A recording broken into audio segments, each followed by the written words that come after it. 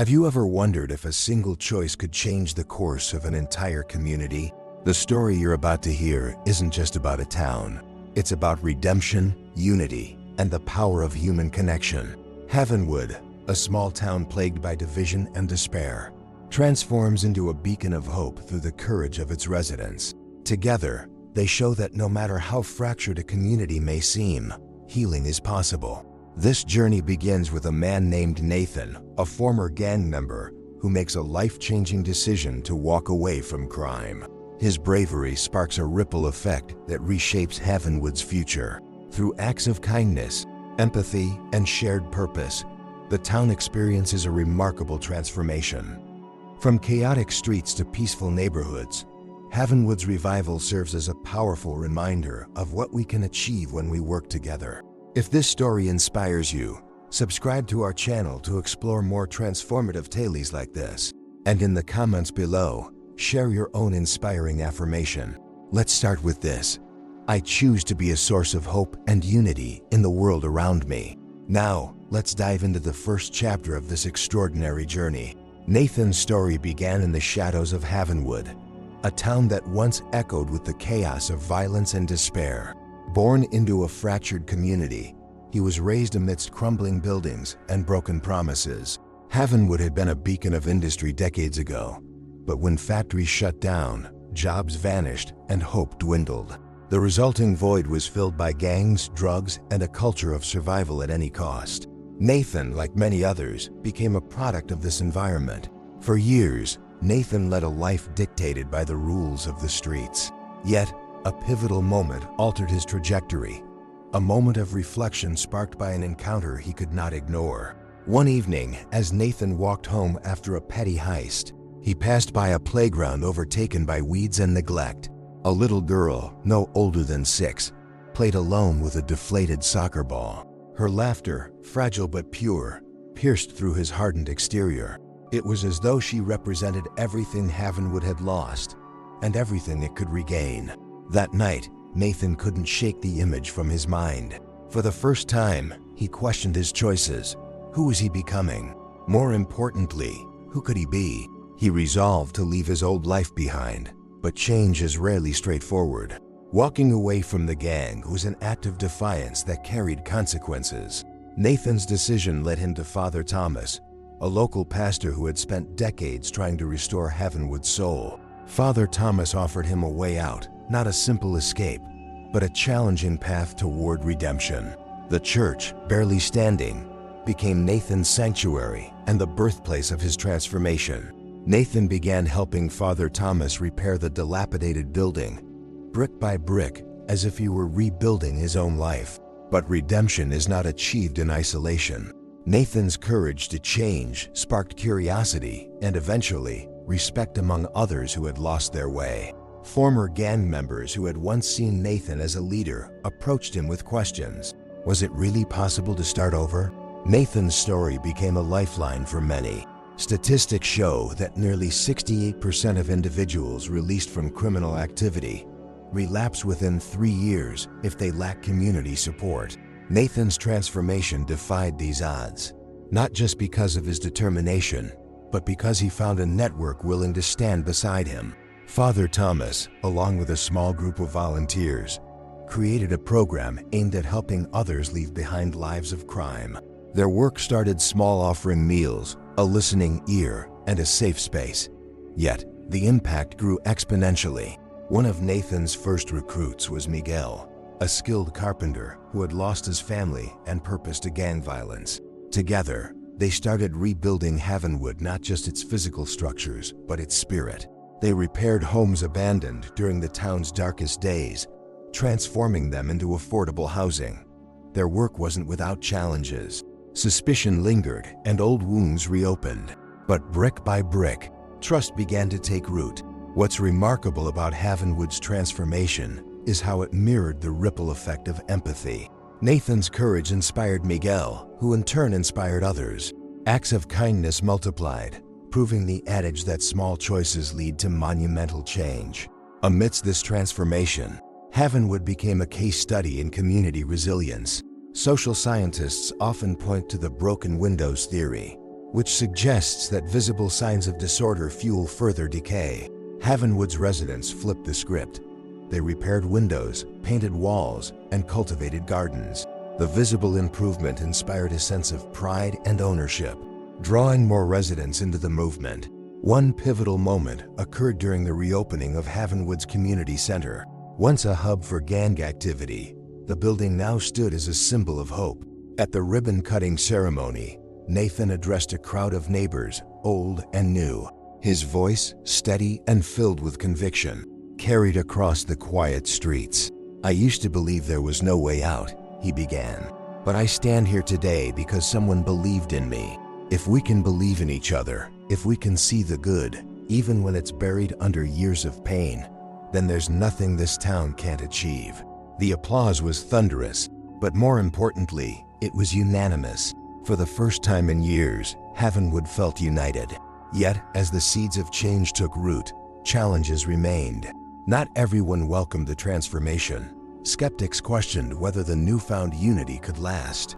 Old rivalries simmered beneath the surface, threatening to undo the progress made. But Nathan and his growing circle of allies refused to let fear dictate their future. They understood that true redemption requires perseverance. Together, they faced every obstacle with determination and grace, proving that unity is not the absence of conflict, but the strength to overcome it. By the end of the first year, Havenwood was unrecognizable. Crime rates dropped by 40%, and the number of community-led initiatives tripled. What began as a single man's choice to change had become a movement. As Havenwood started to flourish, a new challenge emerged: how to maintain the momentum and ensure the transformation reached every corner of the community. What role would the town's most unlikely gathering spot, Millie's Cafe, play in the next chapter of this remarkable journey? Stay tuned as we explore the surprising ways a humble cafe became the heart of Havenwood's revival and a catalyst for deeper connections. As Havenwood began its slow but steady transformation, the townsfolk discovered that unity required more than good intentions. It demanded action. The most unlikely alliances were forged in this pursuit, bringing together veterans, former gang members, and lifelong residents who had never imagined working side by side. What emerged was a tapestry of individuals weaving their strengths into the fabric of a stronger, kinder community. One of the first steps toward tangible change was a townwide initiative led by Nathan and Miguel. They called it Restore Havenwood, a project that began with restoring homes, but quickly grew into something much larger. The veterans, many of whom had returned from wars with scars, both seen and unseen, brought discipline and organizational skills to the effort. They approached the mission with the precision of a military campaign, mapping out neighborhoods and assigning tasks based on each volunteer's strengths. For instance, Arthur, a retired Army engineer, led the team responsible for repairing roofs and stabilizing old structures. He had been a recluse for years, haunted by the memories of war, but the call to action gave him a renewed sense of purpose. He taught others how to use tools, passed down construction techniques, and perhaps most importantly shared stories of resilience and survival that inspired everyone around him. Meanwhile, the former gang members, now eager to redeem themselves, found a surprising outlet for their skills. What they once used to mark territories with graffiti now became an art form to beautify the town. Under the guidance of Jasmine, a young artist who had returned to Havenwood after studying in the city, they painted murals on the sides of buildings. Each mural told a piece of Havenwood's story, its hardships, its hopes, and its growing unity. One particularly striking mural depicted a tree with roots reaching deep into the ground and branches stretching toward the sky. Each root bore the name of a resident who had contributed to the town's revival. While the branches symbolized the new life growing from their collective efforts, the mural became a landmark, drawing visitors from neighboring towns and sparking conversations about Havenwood's remarkable journey. As homes and streets were restored, the next phase of the project focused on rebuilding relationships. Neighborhood events became a cornerstone of the initiative. Barbecues, outdoor movie nights, and cleanup drives brought people together in ways they hadn't experienced in years. These gatherings weren't just about entertainment. They were about healing. Take, for example, the story of Mrs. Adler and Jerome. Mrs. Adler, an elderly widow, had lived in Havenwood for over 50 years and was known for her sharp tongue and mistrust of newcomers. Jerome, a former gang member, had recently moved into a house on her street as part of the rehabilitation program. At first, their interactions were tense, filled with terse nods and silent glares. But one afternoon, during a street cleanup event, Jerome noticed Mrs. Adler struggling to lift a bag of trash. Without hesitation, he offered to help. She hesitated, her pride and prejudices holding her back, but eventually relented. As they worked side by side, they began to talk. Jerome shared his dreams of opening a small business, while Mrs. Adler reminisced about her late husband, who had once run a hardware store in town. By the end of the day, they were laughing like old friends. Their unlikely friendship became a symbol of what was possible when people set aside their differences and focused on what united them. Stories like theirs spread throughout Havenwood, further strengthening the bonds of community. As Havenwood's residents grew closer, they also began to tackle larger issues. One such issue was the lack of opportunities for the town's youth, a gap that had contributed to the rise of gang activity in the first place. Inspired by his own journey, Nathan proposed creating mentorship programs to give young people a sense of purpose and direction. These programs paired veterans and reformed gang members with at-risk youth, creating partnerships that were both practical and deeply meaningful. Veterans taught skills like carpentry, mechanics, and gardening, while the former gang members shared their cautionary tales, emphasizing the value of making positive choices. One of the most touching success stories was that of a boy named Marcus. At 15, Marcus was teetering on the edge of falling into the same traps that had ensnared so many before him. His father had left years ago, and his mother worked long hours to make ends meet, leaving Marcus to fend for himself most of the time. Nathan took Marcus under his wing, teaching him the basics of carpentry during the restoration projects. Over time, Marcus not only learned how to build, but also how to dream. With Nathan's encouragement, he began crafting small pieces of furniture, which he sold at local fairs. His confidence grew with each sale, and by the end of the year, Marcus announced his plans to apprentice with a master carpenter in the city. For Nathan, watching Marcus succeed was one of the most rewarding moments of his journey. It was a reminder that the ripple effects of their efforts would continue to spread, shaping the lives of future generations. Yet, as Havenwood flourished, not everyone was ready to embrace the change. A small but vocal group of skeptics remained unconvinced, arguing that the town's newfound unity was superficial and temporary. They pointed to the lingering tensions and the occasional flare-ups of old rivalries as proof that Havenwood's wounds had not fully healed. Rather than dismissing these concerns, Nathan and the other leaders chose to confront them head-on. They organized town hall meetings where residents could voice their fears and frustrations openly. These discussions weren't easy. They were often heated and emotional, but they were necessary. In one such meeting, a man named Frank stood up. Frank had lost his son to gang violence years ago and had never forgiven those he held responsible. His voice trembled with anger as he questioned whether true forgiveness and unity were possible. Nathan responded with quiet conviction. "I can't bring your son back, Frank," he said, "but I can promise you this. Every day, we're working to make sure no one else has to feel the pain you've endured. And if you ever want to talk, I'm here to listen." Frank didn't reply, but the look in his eyes softened. In the weeks that followed, he began attending community events, cautiously observing the changes around him. While his healing process was far from complete, it was a step forward. By the end of the year, Havenwood's transformation was undeniable. Crime rates had dropped by another 20%, and local businesses reported a surge in activity. The town's streets, once littered with debris, now bustled with life.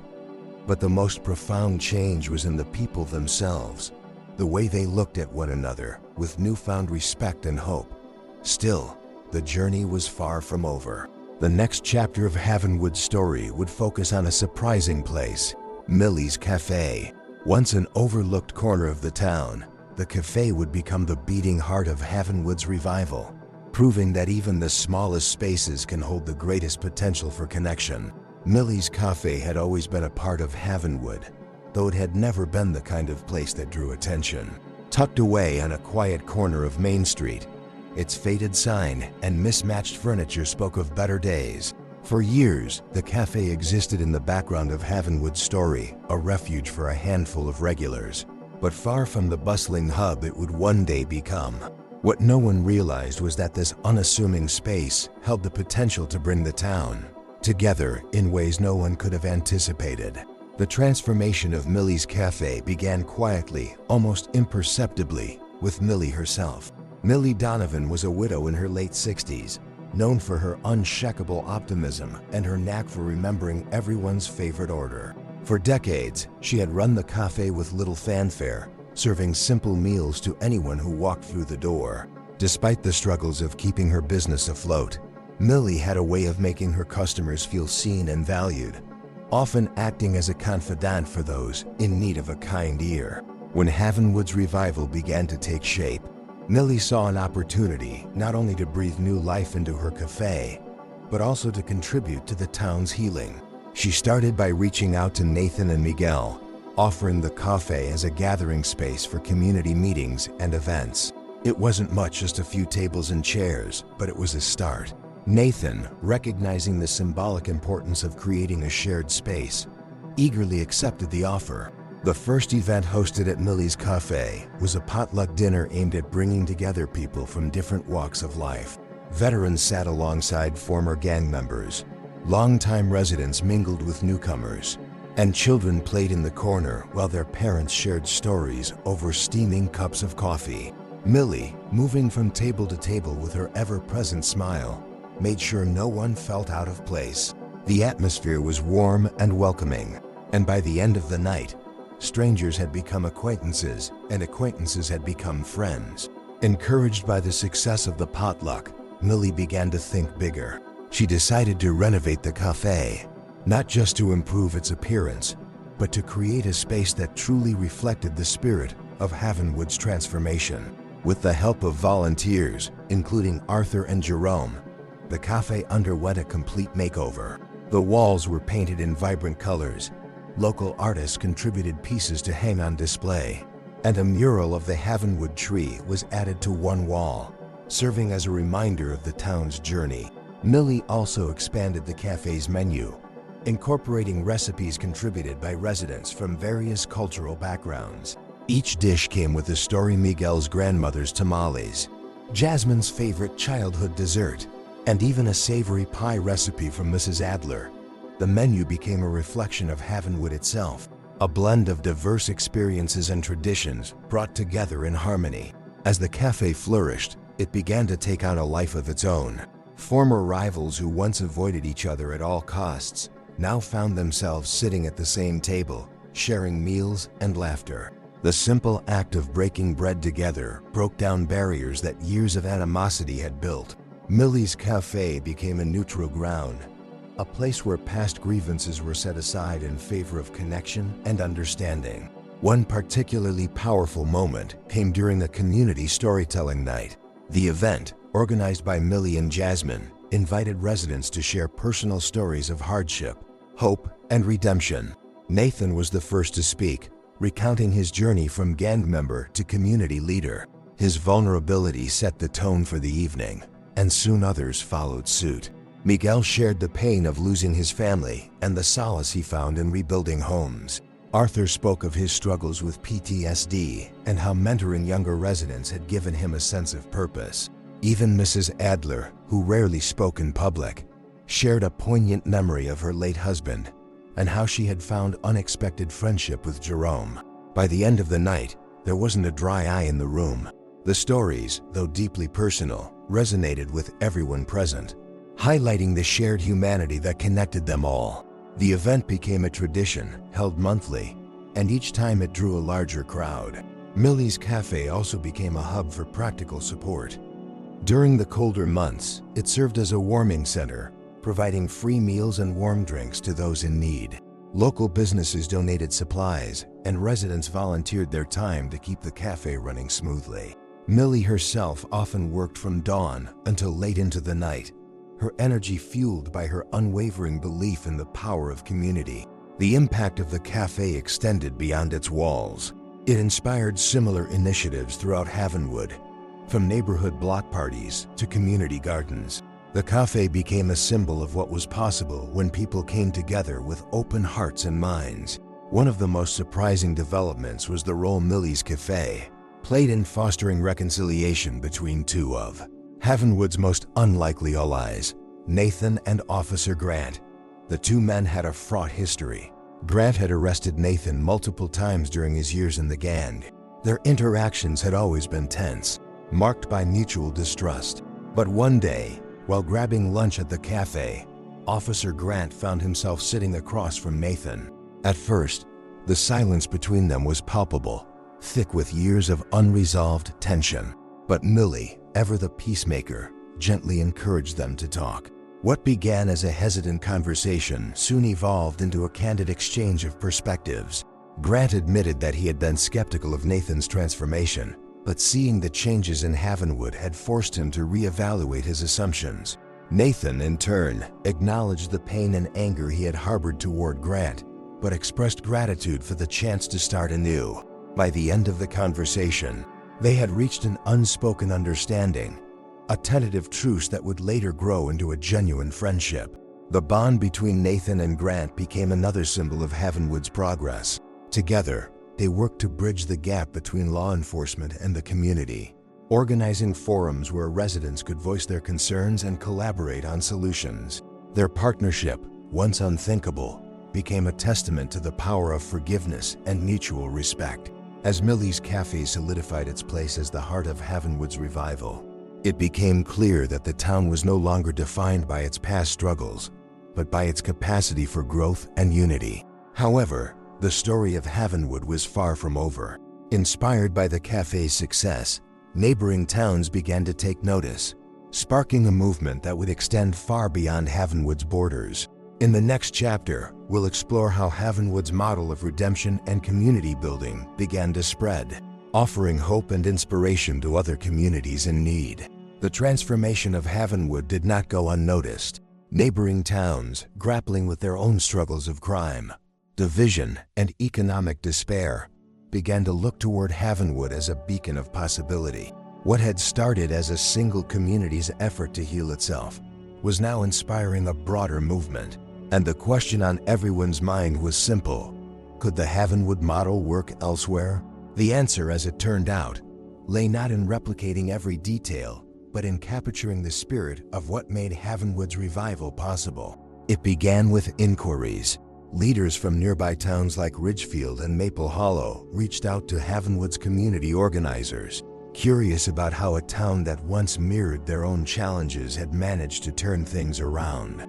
Nathan, along with Millie, Miguel, and a few other key figures, welcomed these visitors with open arms. They shared stories, data, and strategies, emphasizing that the heart of their success lay in fostering empathy, accountability, and shared purpose. One of the first towns to attempt adopting Havenwood's approach was Ridgefield, a community where gang violence and economic stagnation had reached critical levels. The town's mayor, a pragmatic but deeply compassionate woman named Eleanor Reyes, invited Nathan and his team to speak at a public forum. Standing in front of a packed auditorium, Nathan recounted Havenwood's journey, focusing on the small but significant actions that had sparked their transformation.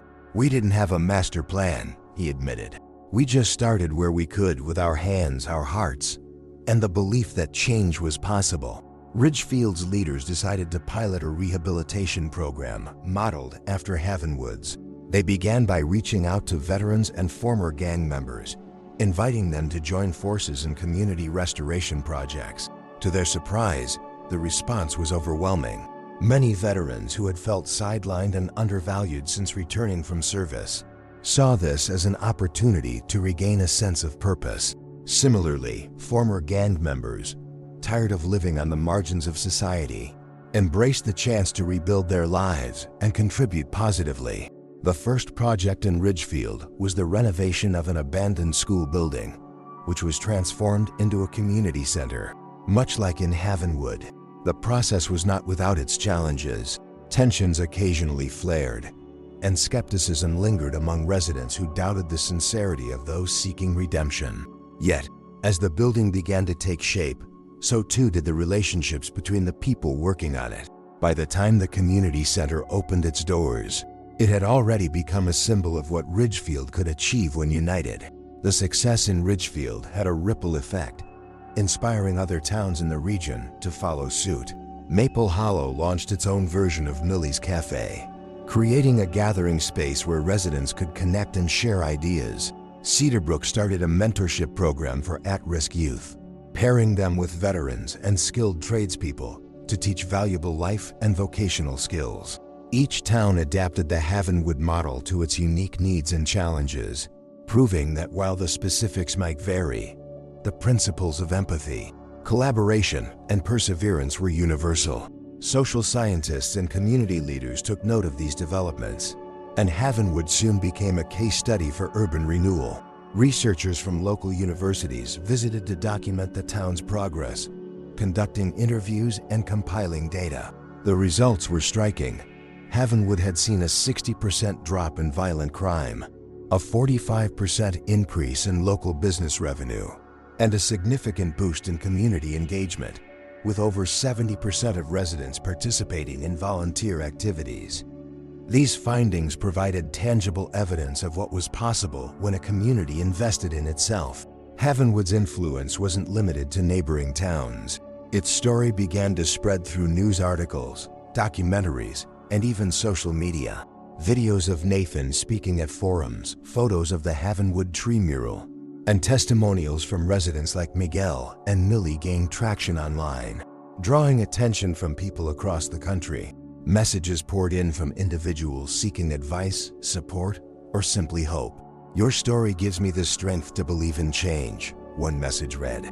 "If Havenwood can do it, maybe my town can too." One of the most impactful moments in Havenwood's growing legacy came during a regional summit on community resilience, hosted by the state government. Nathan was invited to deliver the keynote address, a role he accepted with humility and a sense of responsibility. Standing before an audience of mayors, community leaders, and policymakers, he shared Havenwood's journey not as a blueprint, but as a testament to the power of human connection. "We didn't start this thinking we'd change the world," Nathan said, his voice steady but filled with emotion. "We just wanted to save our little corner of it. But what we've learned is that redemption isn't confined to one place. It's a seed that once planted can grow anywhere. The soil doesn't have to be perfect. It just has to be tended with care." The audience erupted in applause, and by the end of the summit, several towns had committed to launching their own community-led initiatives. The state government even allocated funding to support these efforts, recognizing the cost-effectiveness of investing in preventative measures rather than dealing with the long-term consequences of neglect and division. Back in Havenwood, the residents took pride in the role they were playing in this broader movement. The town's transformation had not only improved their own lives, but it also inspired others to believe in the possibility of change. Yet, amidst this success, they remained grounded, knowing that the work of building a better community was never truly finished. One of the most poignant reminders of this came during a visit from Ridgefield's Mayor Reyes. Standing outside Millie's Cafe, she turned to Nathan and said, "What you've built here, it's not just a town. It's a lesson in what we can accomplish when we refuse to give up on each other." Nathan smiled, looking around at the cafe bustling with activity. "It's not just me," he replied. "It's all of us, choosing every day to believe in something better." As the movement continued to grow, Havenwood remained a beacon of hope, a reminder that even the smallest acts of kindness could ripple outward to create profound change. But within the town, a new focus was emerging: the next generation. In the following chapter, we'll explore how Havenwood's leaders worked to empower their youth, ensuring that the lessons of unity and compassion would carry forward for years to come. Havenwood's journey toward transformation had proven that large-scale change was born from the smallest of actions. The power of a single choice to extend kindness, to forgive, to rebuild, became a cornerstone of the town's philosophy. This belief wasn't just an abstract ideal. It was something woven into the daily lives of its residents.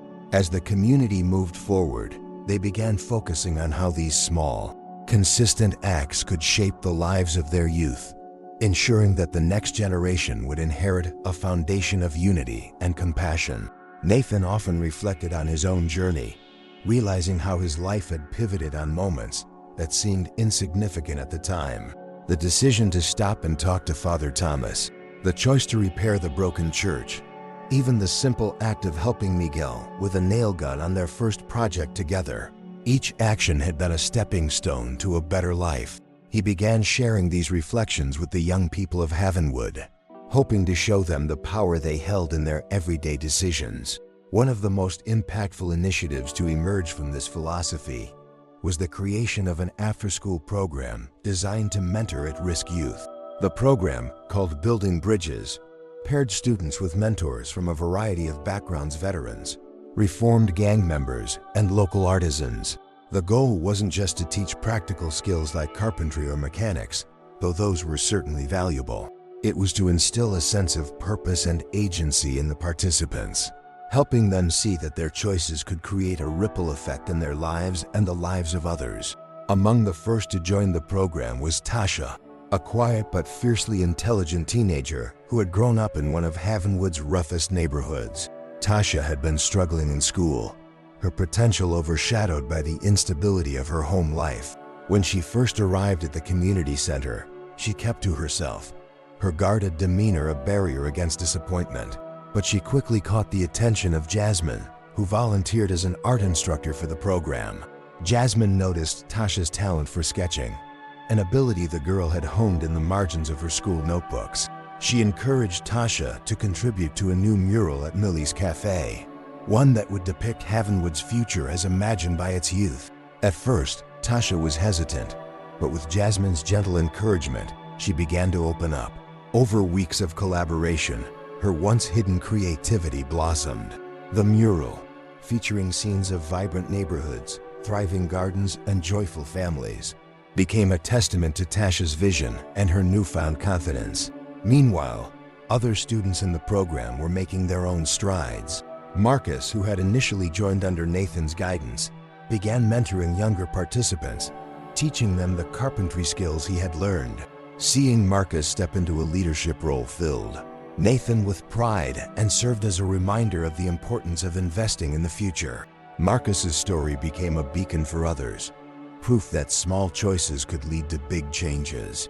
The Building Bridges program also emphasized the value of community service, encouraging participants to give back in ways that resonated with their own interests. Some organized food drives, while others volunteered to clean up parks or repair neglected public spaces. The projects weren't always glamorous, but they were deeply impactful, teaching the students that their efforts, no matter how small, contributed to the greater good.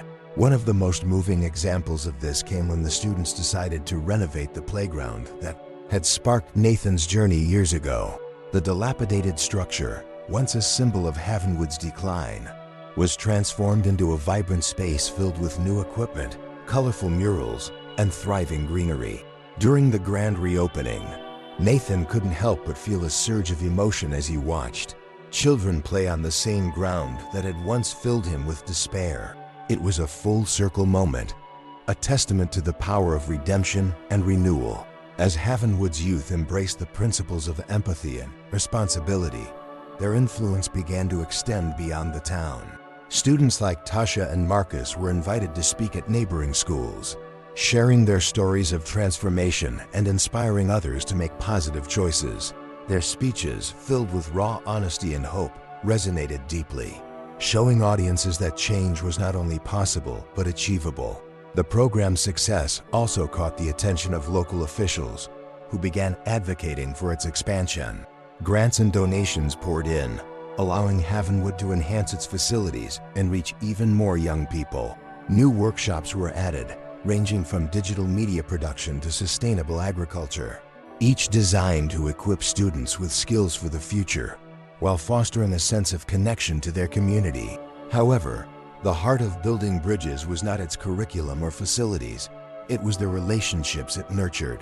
The bonds between mentors and students became a cornerstone of the program's success, creating a support network that extended far beyond the walls of the community center. For students like Tasha, having someone believe in her potential made all the difference. For mentors like Nathan and Jasmine, seeing the students thrive reaffirmed their own journeys and deepened their commitment to Heavenwood's revival. Yet, as the program flourished, challenges persisted. Not every student experienced a seamless path to transformation. Some, like Alex, struggled to let go of the anger and mistrust that had defined their lives. Alex, a 16-year-old with a quick temper and a chip on his shoulder, often clashed with his mentors, resisting their efforts to guide him. But Nathan, recognizing echoes of his own younger self in Alex, refused to give up. He spent hours talking with the boy, sharing his own struggles and offering guidance without judgment. The turning point came during a community service project at the local animal shelter. Initially reluctant, Alex found himself drawn to the animals, whose unconditional trust began to soften his defenses. Over time, his guarded demeanor gave way to genuine connection, not just with the animals but with the people around him. By the end of the project, Alex had not only gained a new perspective, but also a newfound sense of purpose, volunteering regularly at the shelter and mentoring other students in the program. As Heavenwood continued to invest in its youth, the ripple effects of these efforts became increasingly evident. Crime rates among teenagers dropped significantly, while graduation rates and college enrollments saw a dramatic rise. But the true measure of success wasn't in the statistics. It was in the stories of lives changed, in the smiles of students like Tasha and Alex, and in the shared pride of a community that had chosen to believe in its own potential. Heavenwood's focus on small, meaningful choices had proven to be its greatest strength, a philosophy that resonated with people of all ages. As the town looked toward the future, its residents understood that their journey was far from over.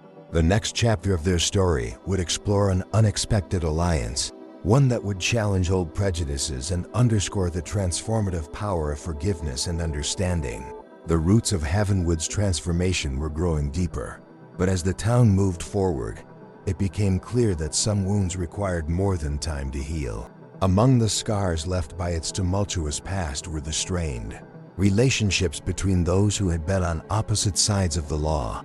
For years, mistrust had lingered between law enforcement and former gang members, a divide that seemed insurmountable. But in a place like Heavenwood, where change had become a way of life, even the most unlikely alliances were possible. At the center of this next chapter was Officer Grant, a veteran policeman with a reputation for being tough but fair. For much of his career, Grant had been on the front lines of Heavenwood's darkest days. He had seen the town's descent into chaos and had spent years trying to maintain order in the face of overwhelming challenges. To him, men like Nathan had been a source of frustration, a reminder of how quickly potential could be wasted. But as Heavenwood began to heal, so too did Grant's perspective. One afternoon, Grant found himself at Millie's cafe, nursing a cup of coffee and observing the lively conversations around him. It was a stark contrast to the Heavenwood he remembered, where people avoided eye contact and mistrust hung in the air.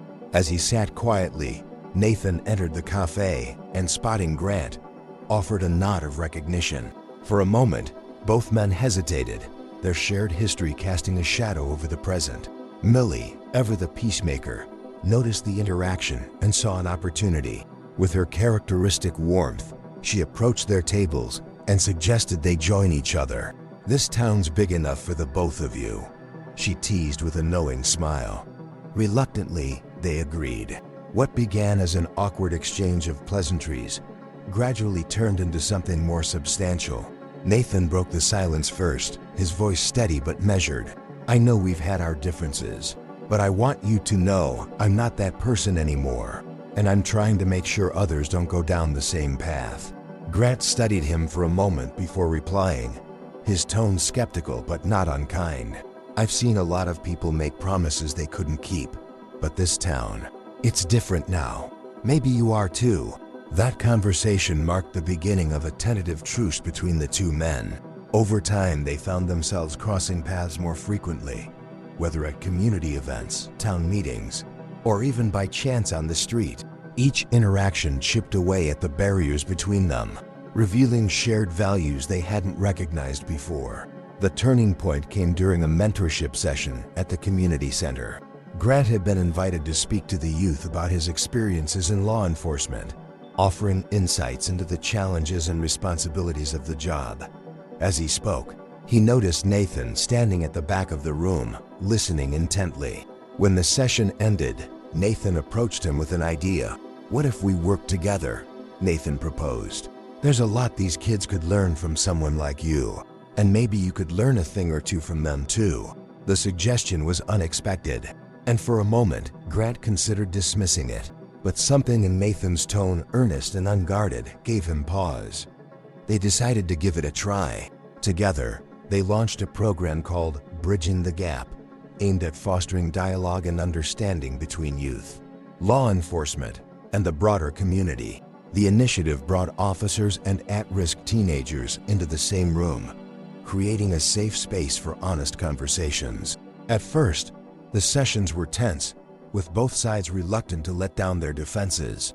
But as the weeks went on, walls began to crumble. One particularly powerful session involved a role reversal exercise. Officers were asked to share their fears and frustrations, while the teenagers spoke about their own experiences with the police. Grant, who had always prided himself on his composure, found himself deeply moved by the stories he heard. A young man named Darius, who had lost a brother to gang violence, spoke about his fear of being unfairly judged. "Sometimes it feels like people see the hoodie before they see me," Darius admitted, his voice heavy with emotion. Grant, in turn, shared his own struggles. He spoke about the nights he spent worrying whether he'd make it home to his family and the moments of doubt that had haunted him throughout his career. "I've made mistakes," he acknowledged, "but I want to be better for you, for this town, for all of us." The honesty of these exchanges created a ripple effect, inspiring participants to see each other as individuals rather than adversaries. For Grant and Nathan, the experience solidified their partnership, transforming their tentative truce into a genuine friendship. They began working more closely on community projects, from organizing neighborhood watch programs to hosting workshops on conflict resolution. Their collaboration didn't go unnoticed. Residents who had once doubted the possibility of reconciliation were now witnessing it firsthand. Stories of their teamwork spread throughout Havenwood, serving as a powerful example of how even the deepest divides could be bridged. One of the most profound moments of their alliance came during a town hall meeting, where they stood side by side to address the community. Grant spoke first, his voice steady but heartfelt. "For years, I thought my job was to keep the peace. But I've realized that true peace doesn't come from enforcement, it comes from understanding." Nathan followed, his tone equally resolute. "We're not here to erase the past. We're here to learn from it, to grow, and to build something better together." The room erupted in applause, the unity between the two men serving as a microcosm of Havenwood's larger transformation. As their friendship deepened, so did their impact on the town. Together, they spearheaded new initiatives, including a scholarship fund for students pursuing careers in public service and a restorative justice program that offered second chances to those willing to make amends. Each project reinforced the idea that redemption was not just an abstract concept, but a tangible reality within reach. The alliance between Nathan and Grant became one of Havenwood's most celebrated success stories, a testament to the power of forgiveness, humility, and mutual respect. But as the town continued to evolve, its residents understood that the work of building a better future was far from finished. In the next chapter, we'll explore how Havenwood's commitment to education and mentorship laid the groundwork for a brighter tomorrow, ensuring that the lessons of compassion and resilience would endure for generations to come. As Havenwood's story of redemption continued to unfold, the town's leaders turned their focus toward the future. It was clear to everyone involved that for the transformation to last, the next generation would need not only opportunities, but also the tools to embrace them. Education became the cornerstone of this vision. not just in the traditional sense, but as a means of instilling values like compassion, responsibility, and perseverance. The goal was simple: to break the cycle of hardship that had plagued Heavenwood for so long and replace it with a cycle of growth and empowerment. The first step was the establishment of an after-school program housed in the newly renovated community center. Unlike traditional programs focused solely on academics, this one combined practical skills training, mentorship, and emotional support. It was a collaborative effort involving veterans, reformed gang members, and educators, each bringing their unique experiences to the table. They worked together to create a curriculum that addressed the challenges Heavenwood's youth faced while opening their eyes to new possibilities. One of the program's most popular offerings was the mentorship component, which paired students with mentors who could guide them both personally and professionally. For many of the mentors, this work was deeply personal. Miguel, for example, saw it as an opportunity to give back in the same way Nathan had once helped him. He led woodworking classes, teaching students how to turn raw materials into something meaningful. "This isn't just about making furniture," Miguel often said. "It's about seeing the potential in something broken and learning how to make it whole again." Jasmine, meanwhile, introduced an art therapy program, helping students process their emotions through creative expression. Tasha, who had once been a quiet observer, became one of Jasmine's most dedicated assistants. Together, they transformed the walls of the community center into a vibrant gallery of murals and paintings, each piece telling a story of hope and resilience. "Every brushstroke is a choice," Jasmine explained to the students. "Just like in life, you decide what you want to create." Beyond these creative pursuits, the program also emphasized the importance of education as a pathway to opportunity. Retired teachers volunteered to tutor students in subjects ranging from math to literature, while local businesses offered internships to give participants hands-on experience. Marcus, who had grown from mentee to mentor, spearheaded a project to build a library within the community center. With donations from residents and support from regional organizations, the library quickly became a hub of learning and inspiration. The program wasn't without its challenges. Some students, like Alex, initially resisted the structure and discipline it required. But mentors like Nathan understood the importance of patience and persistence. Nathan often spent hours talking with students, sharing his own journey and emphasizing that change was a process, not an event. "I didn't become who I am overnight," he would say, "but every day I made choices that brought me closer to the person I wanted to be. You can do the same." One of the most significant milestones in the program's development came with the introduction of a restorative justice initiative, spearheaded by Nathan and Officer Grant. This initiative aimed to address the mistakes of the past while offering a path forward.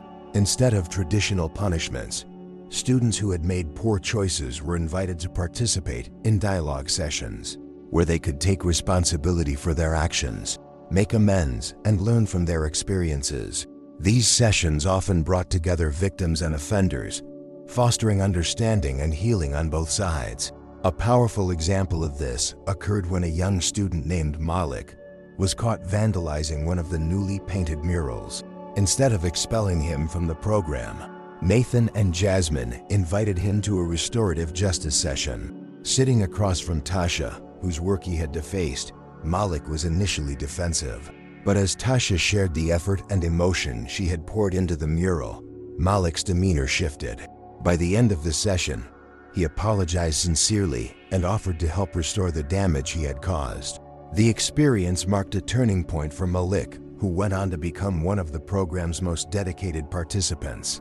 As the program gained momentum, its impact extended beyond Heavenwood's borders.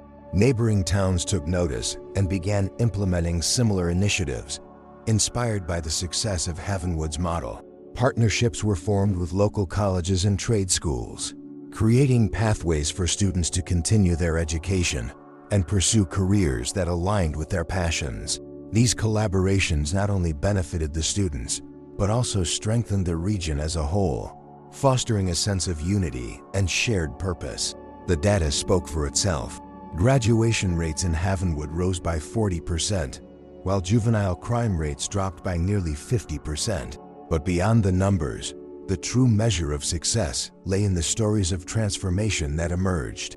Students who had once felt trapped by their circumstances were now dreaming of brighter futures.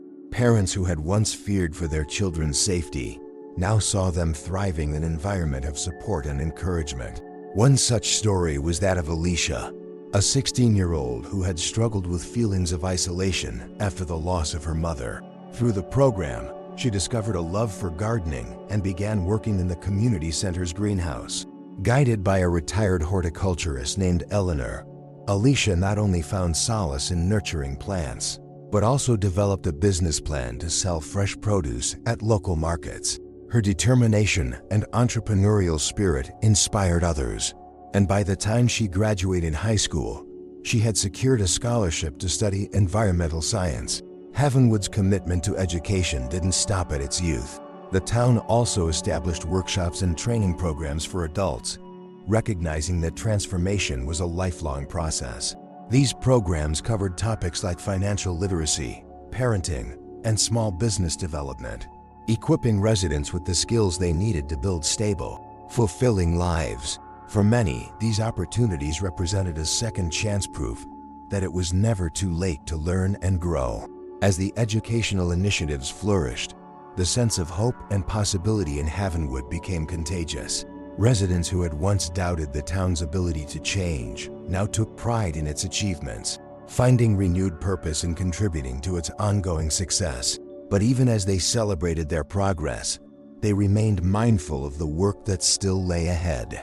The next chapter in Havenwood's story would culminate in a powerful celebration of resilience and unity, a festival that would serve as both a tribute to the town's journey and a beacon of hope for others. As Havenwood moved closer to becoming the thriving community its residents had dreamed of, there was a growing desire to commemorate the journey. The town's transformation had been marked by countless small victories, acts of courage, and moments of grace, and now it was time to celebrate. From this collective yearning, the idea of an annual festival was born, a day dedicated to honoring resilience, unity, and the power of redemption. Planning for the festival began months in advance, spearheaded by Millie, Nathan, and a committee of dedicated volunteers. They named it Havenwood Day, a fitting tribute to the place that had brought so many people back to life. The event would be a reflection of everything Havenwood had become, a celebration of its diverse community, its vibrant creativity, and its unwavering spirit of hope. Millie's Cafe became the hub of festival preparations, buzzing with activity as volunteers brainstormed ideas and tackled logistics. Miguel took charge of constructing a large stage for live performances, enlisting the help of his carpentry students. Jasmine coordinated an art exhibition showcasing the work of local artists, including pieces created by the youth program participants. Officer Grant, always the pragmatist, organized safety protocols and managed traffic flow to ensure the day ran smoothly. As the date approached, excitement spread throughout the town. Residents who had once been strangers worked side by side to set up booths, decorate the streets, and prepare food. Families contributed their favorite recipes, creating a sprawling potluck that reflected Havenwood's rich tapestry of cultures. Children painted colorful banners to hang along Main Street, while musicians rehearsed songs that captured the essence of the town's journey. When the day finally arrived, Havenwood was transformed. The streets were alive with laughter, music, and the aroma of freshly cooked meals. At the center of it all stood the Havenwood tree mural, now surrounded by flowers and candles placed there by residents in honor of the people and moments that had made the transformation possible. The mural, once a simple painting, had become a symbol of everything the town had overcome and everything it aspired to be. The festival began with an opening ceremony on the main stage. Nathan, ever the reluctant speaker, stood before the crowd and took a deep breath. Looking out at the sea of familiar faces, he felt a swell of emotion. "This town," he began, his voice steady but filled with gratitude, "is proof that no matter how far we fall, we can always rise again. Today, we're not just celebrating Havenwood, we're celebrating each other and the choices that brought us here." The applause was thunderous, a collective acknowledgement of how far they had come. Throughout the day, The festival offered something for everyone. Children raced through the park during scavenger hunts and tug-of-war games, while adults browsed handmade crafts and sampled dishes from every corner of the community. A talent show featured performances by residents of all ages, from a soulful rendition of an old hymn by Mrs. Adler to a breakdancing routine performed by Alex and his friends. One of the most anticipated events was the Storytelling Circle, hosted in the shade of a large oak tree near the community center. Residents took turns sharing personal anecdotes about their journeys and the lessons they had learned along the way. Tasha spoke about how art had given her a voice, while Marcus reflected on the mentorship that had changed his life. Even Officer Grant, whose reserved nature rarely allowed for vulnerability, shared a heartfelt story about the first time he had truly seen Havenwood's potential for change. As the sun began to set, the festival transitioned into an evening of music and dancing. Local bands played everything from folk ballads to lively jazz, filling the air with melodies that resonated deeply with the crowd. Couples danced under string lights, children twirled with sparklers in hand, and friends gathered in tight-knit groups, savoring the warmth of the moment. The highlight of the night was the lighting of the Unity Lantern, a massive paper lantern adorned with messages and drawings from residents. Each contribution represented a hope, a memory, or a dream for the future. As Nathan and Millie led the countdown, the crowd watched in hushed anticipation. When the lantern finally lifted into the night sky, illuminated by its inner light, it carried with it the collective spirit of Havenwood, a testament to what could be achieved when people came together with open hearts. In the weeks following the festival, the impact of Havenwood Day lingered in the hearts of its residents. Conversations about the event dominated coffee shop chatter, and photos from the celebration adorned refrigerators and office walls. For many, it was more than just a day of festivities. It was a reminder of how far they had come and a source of inspiration for the work that still lay ahead. Havenwood Day also drew attention from neighboring towns, further solidifying the town's reputation as a model for community resilience. Articles in local newspapers praised the event, calling it a triumph of unity and creativity. One journalist wrote, "Havenwood Day is not just a festival, it's a movement. It's proof that when people believe in each other, miracles can happen." For Nathan, Millie, and the others who had been at the heart of Havenwood's transformation, the festival was a moment of reflection. Sitting together at Millie's cafe after the event, they shared stories and laughter, basking in the quiet satisfaction of their shared accomplishment. But even in their joy, they remained grounded, knowing that their journey was far from over. As the lantern had soared into the sky, so too had Havenwood's hopes for the future. The town's residents understood that the work of building a better community was never finished, that every act of kindness, every choice to forgive, and every effort to connect was another step forward. They had proven that redemption was possible, not just for individuals, but for entire communities, and they were determined to keep that spirit alive. Havenwood's story was no longer just its own. It was a story for anyone who had ever doubted the power of hope and the possibility of change. The next chapter of their journey would continue to be written, one choice at a time. And as they looked toward the horizon, the people of Havenwood knew that no matter what challenges lay ahead, they would face them together. Havenwood's transformation was no longer a secret. What began as a local effort to rebuild a fractured town had grown into something much larger, a legacy that stretched far beyond its borders.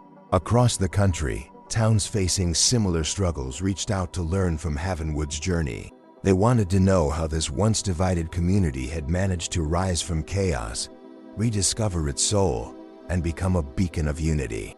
Havenwood's leaders, humbled by the attention, embraced the opportunity to share their story, knowing it could inspire others to begin their own transformations. Nathan, who had always been more comfortable working quietly in the background, found himself stepping into the role of an ambassador. He traveled to towns and cities, speaking at conferences, community centers, and schools, sharing Havenwood's journey and emphasizing that its success wasn't built on extraordinary circumstances but on ordinary people choosing to act with compassion and determination. Havenwood didn't change because of one big decision, he often told his audiences. It changed because we decided every day to make better choices. That's something any community can do. One of the first towns to adopt Havenwood's model on a broader scale was Cedar Valley, a small industrial town that had been grappling with high unemployment and rising crime. Inspired by Nathan's speeches, Cedar Valley's leaders launched a series of initiatives aimed at fostering community engagement and providing support for at-risk residents. They started with simple projects like renovating public spaces and organizing neighborhood cleanups. But as trust grew among residents, so did their ambitions. Within a year, Cedar Valley had established a mentorship program similar to Havenwood's, pairing young people with mentors from diverse backgrounds. One of the most remarkable stories to emerge from Cedar Valley was that of a young woman named Elena. Like Tasha in Havenwood, Elena had grown up feeling invisible, her talent for music overshadowed by the challenges of her environment. Through the mentorship program, she connected with a retired music teacher who encouraged her to pursue her passion. Elena not only rediscovered her love for music, but also began teaching it to others, organizing free lessons for children in her neighborhood. Her story became a powerful testament to the ripple effect of small, meaningful acts of support. Back in Havenwood, the residents continued to build on their successes, ensuring their efforts remained sustainable. They established a community fund to support future projects, financed by local businesses, grants, and donations from neighboring towns. This fund allowed them to expand their programs and respond quickly to new challenges. For example, when a severe winter storm damaged several homes, the community fund provided the resources needed for immediate repairs, preventing families from being displaced. Havenwood's education programs also evolved, incorporating new technologies and partnerships to prepare residents for the modern workforce. A partnership with a regional tech company led to the creation of a coding and digital skills workshop, which quickly became one of the most popular offerings at the community center. Students and adults alike enrolled in the classes, eager to learn skills that could open doors to new opportunities. Marcus, now a full-fledged leader in the community, volunteered to teach basic programming, proving that his journey from mentee to mentor was far from over. The town also began documenting its story more formally, with Jasmine leading an initiative to create a digital archive of Havenwood's transformation. Residents contributed photos, videos, and written accounts, capturing everything from the early days of rebuilding to the triumphant celebration of Havenwood Day. The archive served as both a record of the town's achievements and a resource for other communities. Seeking inspiration, Millie, whose cafe remained the heart of Havenwood, played a key role in maintaining the town's sense of connection. Every week, she hosted informal idea nights, where residents could gather to discuss new projects or share concerns. These gatherings often led to some of the town's most innovative initiatives, from the creation of a community garden to the development of a peer-led conflict resolution program. Millie's warmth and wisdom continued to draw people together, reminding them of the importance of staying united even as they looked toward the future. As Havenwood's reputation grew, so did the attention it received from national and even international organizations. Nonprofits, researchers, and government officials visited the town to learn firsthand about its programs and strategies. Nathan, Miguel, Jasmine, and the others welcomed these visitors, always emphasizing that Havenwood's success was rooted in its people. "It's not about copying what we did," Jasmine often explained. "It's about finding your own way to bring people together. Every community is different, but the principles of compassion and connection are universal." One of the most emotional moments in Havenwood's continuing journey came during a reunion event for former residents who had moved away over the years. Held during the 3rd annual Havenwood Day, the event brought together people from all over the country who had once called the town home. Many were astonished by the changes they saw: the vibrant streets, the bustling cafe, the thriving community center. For some, the visit reignited their desire to be part of Havenwood's story, leading them to move back and contribute to its growth. The event also featured a tribute to Father Thomas, whose early efforts to help Nathan had been the catalyst for so much of what had followed. Though Father Thomas had passed away years earlier, his legacy remained deeply ingrained in Havenwood's identity. A new mural was unveiled in his honor, depicting him standing beside the Havenwood tree with a serene smile, surrounded by symbols of the town's transformation. As the years went on, Havenwood's legacy continued to grow, not just in the tangible improvements to the town, but in the lives it touched far beyond its borders. Its story became a source of hope for anyone facing seemingly insurmountable challenges, a reminder that change was always possible with courage, empathy, and perseverance. Nathan, Millie, and the others who had been there from the beginning never took the town's success for granted, always mindful of the effort it had taken and the effort still required to maintain it. And so, Havenwood became more than just a place, it became a movement, a testament to what could be achieved when people refused to give up on each other. Its residents, once fragmented and struggling, had built something extraordinary together, a community where everyone had a place, where hope flourished, and where even the smallest choices could create ripples of change that extended far and wide. The legacy of Havenwood was not just its story, but the countless stories it inspired, each one proof that unity, compassion, and resilience could transform the world, one community at a time. Thank you for taking the time to explore Havenwood's incredible story of transformation, resilience, and unity. This tale isn't just about a small town, it's about the power of human connection and the choices we make every day to create a better world. If this story moved you, if it inspired you to believe in the possibility of change, then we invite you to become a part of this journey.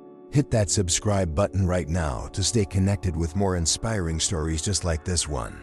By subscribing, you'll join a community of like-minded individuals who believe in hope, compassion, and the power of coming together to make a difference. We also want to hear from you. Share your thoughts in the comments below and let us know how this story resonates with you. What small choice will you make today to bring hope and unity to your own community? Here's a prompt to get us started. I choose to be a light of hope and unity in the lives of those around me. And don't stop here. Check out our other videos for more stories that will uplift and inspire you. Whether it's tales of redemption, lessons in compassion, or real-world examples of resilience, there's always something new to learn and share. Together, we can create a ripple effect of positivity and transformation, one story at a time. Thank you for being here, and we can't wait to see you again in the next video. Until then, keep choosing hope, keep building unity, and remember, you have the power to change the world. See you soon.